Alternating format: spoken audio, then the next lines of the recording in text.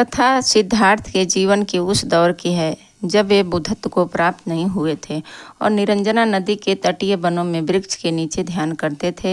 सिद्धार्थ प्रतिदिन ध्यान करने के बाद पास के किसी गांव में चले जाते और भिक्षा मांगकर लौट आते। कुछ दिनों बाद उन्होंने भिक्षाटन पर भी जाना बंद कर दिया, क्योंकि एक गांव के प्रधान की छोटी बेटी सुजाता उनके लिए नित्य भोजन लाने लगी। कुछ दिनों के बाद उसी गाँव का एक चरवाहा भी सिद्धार्थ से प्रभावित होकर उनके पास आने लगा। उसका नाम स्वस्ति था। एक दिन स्वस्ति से सिद्धार्थ बातें कर रहे थे कि सुजाता भोजन लेकर आई।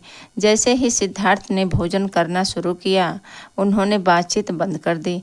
स्वस्ति ने बात करने की कोशिश की तो सिद्धार्थ ने इशारे से उसे चुप करा दिया। जितनी देर तक वे भोजन करते रहे बिल्कुल चुप रहे। स्वस्ति को हैरानी हुई।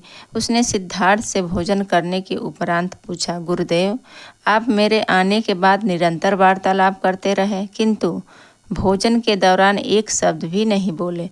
मैं तो भोजन करते करते भी बातें कर लेता हूँ। आपने तो मुझे भी इशारे से चुप करा दिया। इसका कारण क्या है? सिद्धार्थ बोले, भोजन का निर्माण बड़ी कठिनाई से होता है। किसान पहले बीज बोता है, फिर पौधों की रखवाली करता है और तब कहीं जाकर अनाज पैदा होता है। फिर घर की महिलाएं बड़े जतन से उसे खाने योग्य बनाती हैं। इतनी कठिनाई से तैयार भोजन का पूरा आनंद तभी संभव है जब हम पूर्णतः मौन हों।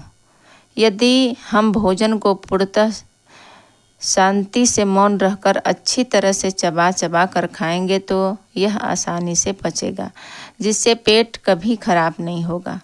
मौन रहकर भोजन करने के भोजन का श्वास नली में जाने का खतरा भी नहीं रहता। अतः भोजन के दौरान मैं मौन रहकर उसका पूरा आनंद लेता हूँ। वस्तुतः शांति से किया गया भोजन न केवल शारीरिक भूख तृप्त करता है, बल्कि मानसिक आनंद और सात्विक ऊर्जा भी देता है।